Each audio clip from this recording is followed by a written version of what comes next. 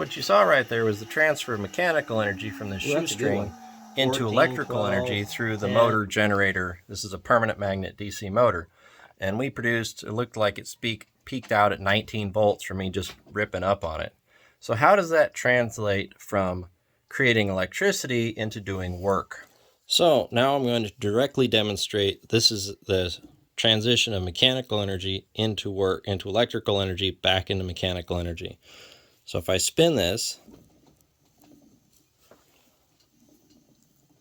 I got to get it going, but you can see our little pinwheel here spins too. Now I am putting in more energy than it takes to spin that to get it to spin, right? Because there's a loss between my mechanical energy spinning it in here and spinning that. And I can multiply that, say with that shoestring, and here I can apply a steady transition of mechanical energy into work. But you'll see the inertia, once the inertia goes away and the motion stops, the work stops. And this is one of the big problems with the free energy device, is the nature of electrical generation is the transition of mechanical energy into electrical energy.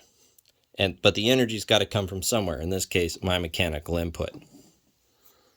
So to give you an even better example, I've got a bigger motor to drive here. This one takes more power to drive. And we're going to wind up this and give it a spin so you can see the inertia without a load on it, right? So I'm just going to transition all my mechanical energy into inertia. And you can count down how long that's able to spin for. So that's the frictional losses from the bearing and the brushes reducing the inertia that I put into the mass that is the center of this. Now, if I do that same thing again, pull, and then hook it to this motor, it stops right away. Because once I introduce a load, once I introduce work to the motor, it takes more of the energy out of the inertia of the center mass. So to get energy out of an electrical circuit, I have to put energy into it.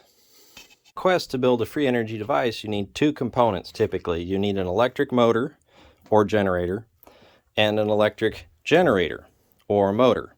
And that's what this is. This is out of a Volkswagen. This is a generator for the 12-volt system in a Volkswagen. It has a field winding and a stator winding, and it runs brushes. And you can hook this up 12 volts here and 12 volts here and ground to here, and it'll spin like a motor. It spins like a pretty good motor.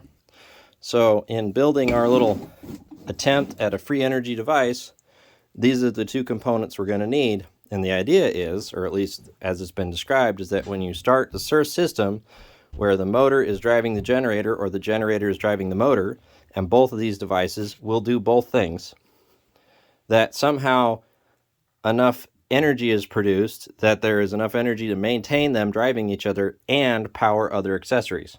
So when I put all this together, that's going to be the theory we're going to test out. So let's try this little experiment where we make energy out of nothing to create electricity to drive something. It's basically, the problem is, and you can consider this problem very acutely. We had a whole pile of dirt in the yard once. We were digging out, and one of the neighbors came over, and we had all this dirt, big piles of dirt we need to get rid of. And the neighbor suggested, he said, "Hey, why don't you just dig a big hole to put that dirt in?" This is the same problem.